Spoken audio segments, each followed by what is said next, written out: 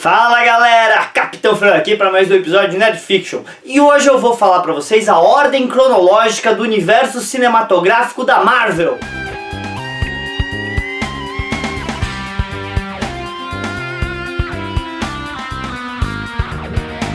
Bem, turma, pra quem me conhece do canal sabe que eu gosto de fazer vídeos de ordem cronológica. Eu já fiz a ordem cronológica de todos os filmes e séries, certo? E episódios de Star Trek, tá aqui no canal. Dá uma olhada, que são mais 700. E eu também coloquei em ordem cronológica os filmes X-Men da Fox. Também tá aqui no canal, dá uma olhada. Essa é até complicada, mas vale a pena você ver, tudo bem? Agora, como esse movimento de quarentena eu tava fazendo ordem cronológica, assistindo em ordem cronológica os filmes da Marvel, eu decidi fazer um vídeo. Então eu vou fazer um vídeo, dar o meu comentário agora, depois de ter assistido anos depois, alguns mais de 10 anos depois do lançamento, certo? Como eu acho que eles ficam tendo visto as 3 fases, tá? E colocar em ordem cronológica pra vocês. Então vamos lá. Gente, muitas pessoas defendem que o primeiro filme que você tem que assistir é Capitão América, o Primeiro Vingador. Afinal, o Capitão América é o primeiro herói do universo da Marvel, cronologicamente falando. O filme se passa, tipo, 90% do filme se passa na década de 40, tudo bem? Durante a Segunda Guerra Mundial.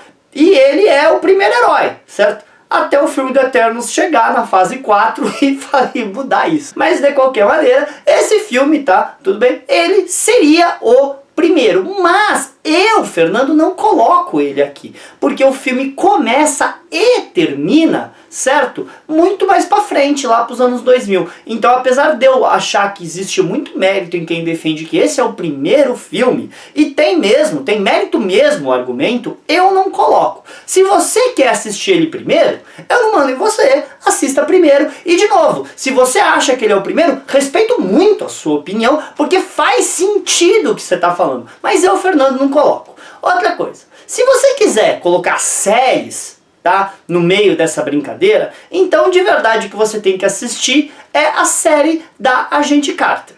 A série da Agente Carter é muito legal, ela se passa depois da Segunda Guerra Mundial, centrada na personagem da Peggy Carter, certo? Que a real história é que os homens tinham saído para a guerra e voltaram querendo os empregos deles de volta, e muitos desses empregos estavam sendo feitos por mulheres. Então, a série mostra muito bem isso. Mostra o quanto os homens desprezam a Peggy Carter. Por mais que ela mostre competência, competência e competência de novo, certo? Muitos homens tratam ela como uma secretária de luxo. E ela é muito competente no trabalho dela. Isso é bem legal. Então a série entra muito bem nisso. E ao mesmo tempo você pode ver que a Peggy tá com um pesar muito grande de ter perdido o Steve Rogers na guerra. Então ainda tem isso. Ela tem que lidar com o fato do Steve Rogers ser uma celebridade e ela ser a namorada dele, certo? Que existe a personagem da namorada dele nos dramas de rádio que ela escuta, e ela é basicamente aquela heroína do rádio. É aquela heroína que só serve para se colocar em encrenca e o Capitão América ir salvar ela, e ela escutando aquilo, tal. É muito engraçado, é divertido. A série ainda traz o Howard Stark, o mesmo ator que interpretou no filme do Capitão América, vai introduzir o personagem do Jarvis, que depois vai aparecer nos filmes. E além disso, a gente sabe que a série deveria chegar no Howard e na Peggy fundando a SHIELD. Infelizmente a série foi cancelada, mas ela estava na Netflix, acho que ainda tá, tudo bem? Pra você assistir, de verdade, essa é a primeira peça, tá? Sem falar que você tem vários personagens do Capitão América aparecendo, e é bem legal. E outras coisas é que também mostra não só feminismo, mas também mostra, por exemplo, cientistas negros que trabalhavam geniais, que eram escondidos no background das empresas para que as pessoas não soubessem que eles estavam dando esse tipo de trabalho para pessoas de cor. Isso é muito legal mostrar, porque é a realidade da década de 40, sem falar que tem um outro personagem que eu também gosto muito, que ele foi aleijado durante a guerra, então ele tá com debilidade, e as pessoas, tá, que trabalham com eles não querem levar ele a sério, porque agora ele é um aleijado, que depende de muleta, e ele precisa provar a competência dele não só para os outros, mas para ele mesmo, que ele também se sente quebrado. E a série então trabalha muito bem isso, e tem o mesmo tom de humor divertido, certo, do UCM. Então eu gosto muito dessa série, é uma pena que cancelaram a série antes de chegar na sua conclusão, certo, do universo. Mas vamos para os filmes. Gente, então, como eu falei, eu não coloco o filme do Capitão América no primeiro, então, de verdade, eu vou colocar aqui o filme da Capitã Marvel, porque o filme da Capitã Marvel se passa mais ou menos ali por 95, então ele vai ser o começo. Bem, fala a verdade, gente, o filme da Capitã Marvel pra mim pareceu melhor agora, revisitando ele, do que quando eu assisti no cinema.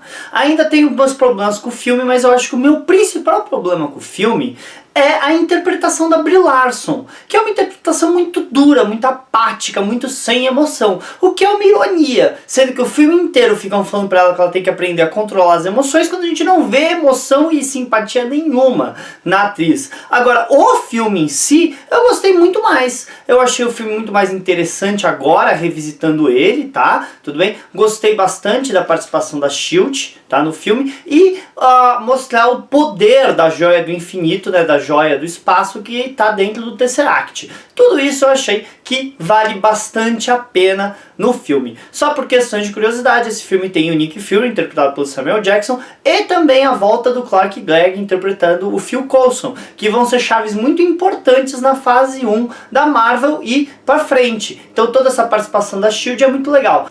Outra coisa que digna de se comentar é a participação da Monica Rambeau, certo? Que é a criança, certo?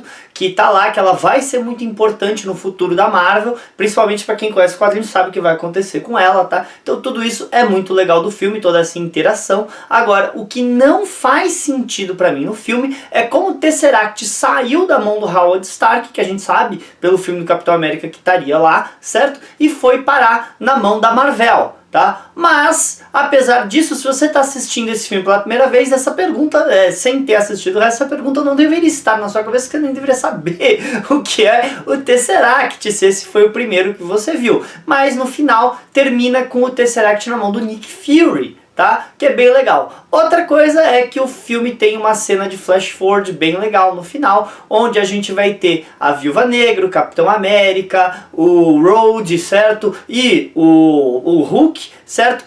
Tendo a Capitã Marvel aparecendo para eles para dar um tchan pro futuro. Mas isso é uma cena especial, uma cena depois de crédito, então de verdade você não precisa. O filme funciona como uma peça separada, tá? Sozinho, independente, mas também funciona dentro do universo da Marvel e você vê a criação do Projeto Vingadores. Então, tudo isso vale a pena. Outra coisa bem legal, tá? É a guerra dos Krees e dos Skrulls. Vai ser importante, tá? Tudo bem? E outra coisa é que do lado dos Krees, a gente pode ver vários personagens que vão voltar, por exemplo, no filme dos Guardiões da Galáxia, como por exemplo Ronan, o Acusador, tá? Mas é isso, vamos para o próximo. Agora a gente chegou no filme que começa tudo de verdade, que é o filme do Homem de Ferro, tá? A gente vai ter pela primeira vez o Downey Jr. no papel do Tony Stark, a gente vai ter a introdução da Pepper Potts, certo? Interpretada pela Gwyneth Paltrow. O filme é dirigido pelo Jon Favreau, que é ele que começa esse grande universo, ele que vai ser a peça primeira, como diretor, a primeira peça, e ele também faz o rap, que ele é fantástico, super simpático como rap. A gente também vai ter outras participações muito legais, como o Rhodes, que ainda estava com outro ator, mas nessa hora, né, nessa fase, o Kevin Feige, que é o grande produtor da Marvel, tá, do cinema, nesse ponto, ele ainda claramente estava testando. Então a gente vai ver várias trocas de atores nessa primeira fase que a gente chama aqui do universo Vingadores da Marvel, tá? Tudo bem? Então esse tal Rhodey vai ser o primeiro que a gente vai ver. O Terence Stamp não vai ficar, certo, no papel, tá? Nos outros filmes, problemas contratuais e outras coisas, tá? Outra coisa interessante que a gente tem nesse filme é o Howard Stark mais velho, já falecido, tá? E a gente vai ver que existe alguma coisa na dinâmica do Tony e do Howard que vai ser explorada mais pra frente. Então o filme deixa joias aí. Outro que a gente vai ver também é o Phil Coulson no filme, que o Coulson, nessa primeira fase, ele é um pouco do link entre os filmes para chegar no Vingadores. Então é muito legal. E sem falar que a cena pós-crédito a gente traz de volta o Nick Fury, né, com o Samuel Jackson, falando na iniciativa Vingadores, dando aquela coisa do o que está por vir. Então, de uma maneira geral, o filme é muito legal, muito inteligente. gente, o Favreau foi fantástico, porque a gente pode ver que é uma história de origem, a gente pode ver, certo, por exemplo, a criação da armadura do Homem de Ferro e toda aquela coisa, e se você fala, nossa, é tipo meia hora do Tony construindo uma armadura, que saco, mas o Favreau sabe dirigir as cenas tão bem, e o Downey Jr. tem uma simpatia tão boa, tem uma ligação tão legal com o personagem que funciona muito bem com o universo e é uma peça chave ali para começar o universo da Marvel. Depois dele, a gente vai ir para o filme do Hulk, o primeiro filme do Hulk com o Edward Norton no papel, que também vai ser trocado no filme dos Vingadores, tá? De verdade, os filmes da Marvel vêm antes da compra da Disney ter comprado a Marvel. E nessa época, quem distribuía os filmes era a Paramount, mas eram produções independentes da Marvel do Kevin Feige. Então, Homem de Ferro, tá? Os próprios Vingadores, tudo isso vai ser Paramount. Mas o filme do Hulk, os direitos do Hulk estavam na Universal. Então o Kevin Feige, para poder usar o Hulk, teve que fazer um acordo que os filmes solos do Hulk seriam da Universal e os filmes que o Hulk participaria, junto com outros personagens, seria da Marvel, tá? Então essa vai ser a primeira vez que a gente vai ver no universo da Marvel a parceria de estúdios. E, falar a verdade, a Marvel, o Kevin Feige não teve tanto controle, a Universal deu um controle absurdo pro Edward Norton. O Edward Norton queria uma coisa muito mais realística, crua, sabe aquele negócio super-herói, é depressivo, é dark, é explosão, é Zack Snyder na cabeça, então, o filme sofre disso, o que faz com que seja uma das piores entradas do MCU, mas ainda assim é interessante. A cena de entrada do filme que se passa, certo, quando ele é infectado pelas radiação gama, é uma menção direta à série do Hulk, que eu adorava, a série dos anos 70, tá? Falar a verdade, eu acho que esse foi o único filme que eu não vi no cinema, por causa que o filme anterior do Ang Lee não tinha me cativado, então eu não quis ir no cinema ver esse filme, ainda não sabia que ia ser peça dos Vingadores e tal, senão eu acho que eu até teria ido ver, mas eu não fiz esse esforço pra ver, eu vi só depois, quando saiu, tá, no cinema, e olha, até quando saiu em DVD, e ó, vou falar a verdade, eu acho que eu assisti ele depois que eu já tinha visto Homem de Ferro 2, tá, por causa da cena pós-crédito, porque vai ter uma cena pós-crédito com o Downey Jr., como Tony Stark, falando, certo, com o General Ross, que também o General Ross vai ser importante, a Betty Ross também, que ela é a principal peça, né, ela é muito importante nos quadrinhos do Hulk, como a namorada do Hulk, mas ela é muito importante e vai ser a única vez que a gente vai ver ela no MCU. O vilão fanático acho que funciona muito bem, pra falar a verdade, mas de qualquer maneira a gente sabe que esse filme era pra ter lançado uma trilogia universal, mas o filme não foi o sucesso que precisava ser, e o problema com o Edward Norton, que não estava no tom ainda MCU, aquele filme, fez com que todo aquele universo, que a trilogia Hulk da Universal fosse meio que abandonada, e é uma pena, por causa que o Mark Ruffalo, quando veio, merecia ter tido o filme solo dele, e não ficar de coadjuvante do Thor e outros tantos, tá? Mas de qualquer maneira, esse filme é importante para o universo porque ali você tem, tá, algumas sementezinhas, por exemplo, do Capitão América. Isso mesmo, que a gente vai ter lá eles explicando que o Banner estava trabalhando para o projeto Armas Plus, que o projeto Armas Plus é o projeto que cria o Capitão América, que ele é a Arma 1. E eu não sei se você sabe, o Wolverine, chamado de Arma X, na verdade é a Arma 10. O Capitão América é o Arma 1 e ele é o Arma 10. Então a gente vê que o Coronel Ross estaria ressuscitando o projeto Armas, que pode ter uma ligação futura aí numa fase 5 com os X-Men e com o Wolverine. E pra quem não sabe, o Wolverine apareceu pela primeira vez nos quadrinhos do Hulk. Então ainda é uma ligação super legal nos quadrinhos, a parte deles estarem mencionando o projeto do Capitão América nesse filme, e faz ligar. Eles também mencionam bastante a SHIELD, infelizmente não tem nem Phil Coulson nem nenhum outro agente da SHIELD aparecendo, tá? Mas supostamente eles estariam ocupados no filme do Homem de Ferro 2, que na verdade se passa meio que junto. Mas esse filme dá sequência pro universo da Marvel, ninguém estava esperando aquela cena que ligaria, aparece a empresa Stark, aparece o Tony Stark, aparece o SHIELD, para poder ligar os dois filmes. Mas então você vai para o Homem de Ferro 2. Gente, Homem de Ferro 2 foi muito criticado mesmo, por ele não ser um filme que funciona sozinho e tá mais preocupado em construir o universo do que ser um filme. De verdade, eu também senti isso na época, apesar de eu ter gostado muito do filme, eu também senti isso na época que eu vi. Agora, reassistindo o filme, eu gostei muito mais desse filme hoje do que eu gostei naquela época, porque sabendo onde tudo ia dar, o filme fica muito mais divertido, tudo bem? O Downey Jr. tá ótimo como o Homem de Ferro, tá? A gente vai vai ter o Máquina de Guerra finalmente aparecendo. Tudo bem que a gente vai ter outro ator interpretando o Rhodey, e que simplesmente fantástico, tá? Mas finalmente o Máquina de Guerra vai aparecer. A Gwyneth Paltrow também tá bem, tá? O filme é do Favreau, então o rap tá de volta. Então todas as peças que a gente tinha do primeiro filme estão de volta nesse filme, tá? E a relação entre o Tony e o pai dele, o Howard Stark, é muito mais bem aprofundada. A gente vê a decepção que ele tinha com o pai dele, ele começar a ver o pai dele com outros olhos, ele descobrir que o pai dele fundou a SHIELD.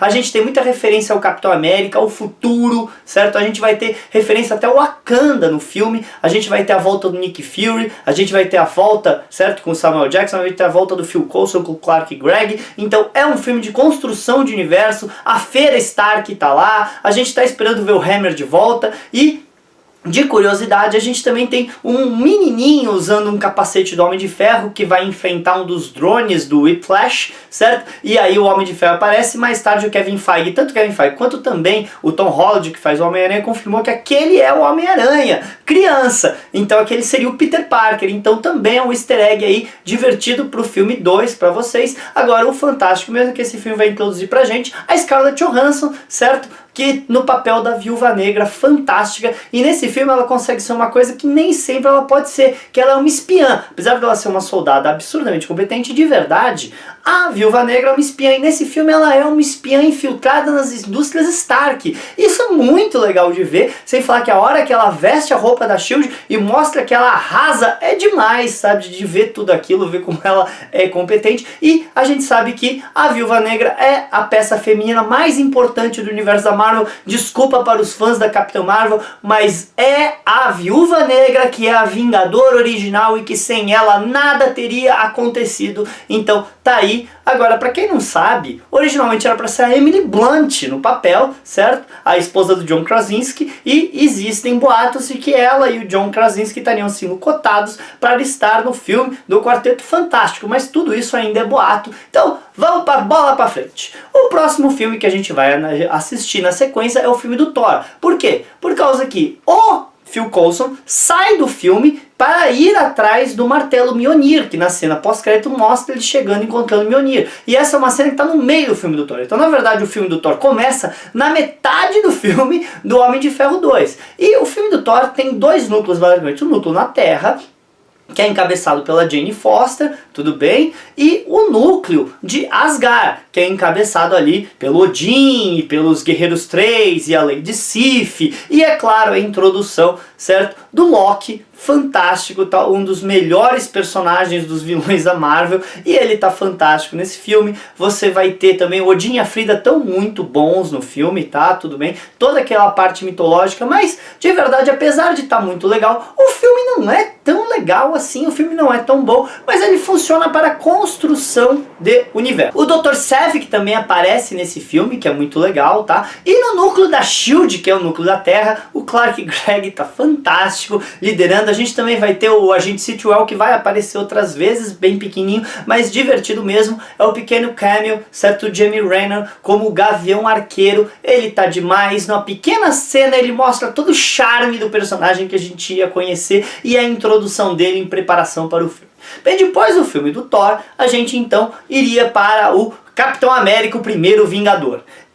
Como falei, se você quiser assistir ele primeiro, tudo bem, não tem problema. Eu coloco o filme aqui porque ele, apesar de ser 90% dos anos 40, ele começa depois do filme do Thor e termina, certo? Antes do filme dos Vingadores. Então, o começo é na era 2000 e o final é na era 2000 e o meio aos anos 40 como um grande flashback, pra saber por quê, porque acham ele congelado e no final ele acorda com a SHIELD, com o Nick Fury lá trazendo ele de volta pro presente. Agora, realmente o filme se passa nos anos 40 e é super legal você ver o Chris Evans, certo? Antes de transformação, ok, o CGI para os nossos padrões de hoje, com aquela cabeça encolhida dele, tá meio, certo? Mas ainda é um filme super divertido. Você tem a Peggy Carter, o Howard Stark no filme, muito legal. Vê o projeto das armas, tá? Você vê a relação do capitão com a Peggy é linda, tá? O começo da amizade com o Howard também é muito legal. A gente tem o Tesseract como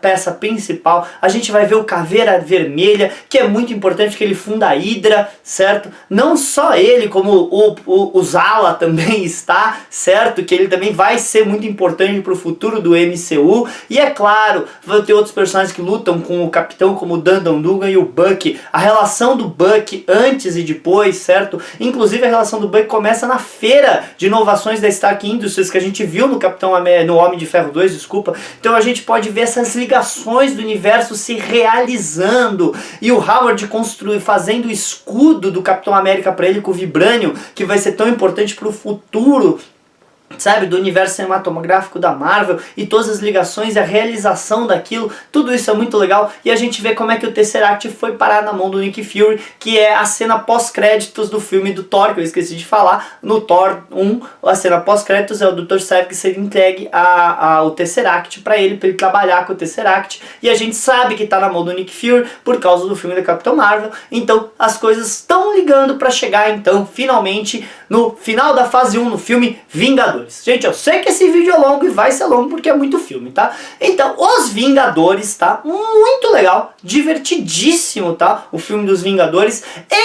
Ele é o filme que mais funciona independente entre os filmes dos Vingadores. Mas os filmes dos Vingadores é sempre uma realização. E você vê pela primeira vez os Vingadores se unindo, certo? Todos os 6 Vingadores se unindo juntos para enfrentar o Loki. E várias participações especiais. Tem a Pepper no filme. Vai ter o Clark Gregg, né? O Phil Coulson, que é aí que ele supostamente morreria, apesar de que ainda vai saber, né? Tem a série que eu já comento, tudo bem, mas ele funciona nessa ligação dos personagens. O Samuel Jackson no Nick Fury, na frente da SHIELD. A gente vai ter outros personagens menores, tem o Sitwell, a gente vai ter a primeira participação da Maria Hill, interpretada pela Colby Smulders, tá? Que eu gosto muito da personagem como o braço direito do Nick Fury, tá muito legal, todas as ligações que a gente faz com o universo, e funciona muito bem, sem falar que a cena pós-crédito vai ter a introdução do maior vilão do universo do cinematográfico da Marvel, que é o Thanos. Então esse filme é uma peça-chave para dar certo. Esse filme foi dirigido pelo Joss Whedon. Eu sou muito fã do Joss Whedon. Eu acho totalmente injustiçado, injustiçaram ele, porque a tarefa que a Warner deu para ele no filme da Liga da Justiça era uma tarefa super complicada, tá? Então eu não culpo ele pela bagunça que foi. Eu admiro muito o trabalho dele, Firefly, excelente, todo o universo Buffy, a Caça-Vampiros, que é o universo dele, eu adoro aquele universo. E de verdade, nesse ponto da história, por causa das críticas do Homem de Ferro 2, o Jon Favreau, que era o homem de ponto do Kevin Feige, sai e entra agora então o Joss Whedon como o homem de ponto do Kevin Feige para fazer. E ele ajudou a guiar o universo, certo? Nesse ponto da história. De qualquer jeito, Vingadores, muito legal, filme tá 10, vale muito a pena pra ver, e assim fecharia a fase 1. Bem, gente, quando eu gravei esse vídeo, eu gravei ele inteiro, e depois, na hora que eu fui editar, eu vi que ele tava longo demais, então eu decidi dividir em parte 1 e parte 2. Então, vamos parar por aqui, e mais pra frente, tá, eu solto a parte 2 do vídeo, beleza, galera? É isso aí.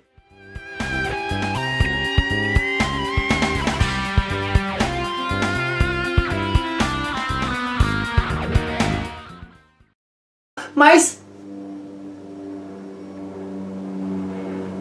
que caramba, hein? Impressionante, não tá passando avião nenhum, certo? Não tá passando avião. O aeroporto tão fechado, mas a hora que eu vou gravar, alguém libera um avião. Deus do céu, chega a ser impressionante isso. Olha os aviões aí, aeroporto fechado e os aviões passando enquanto eu gravo.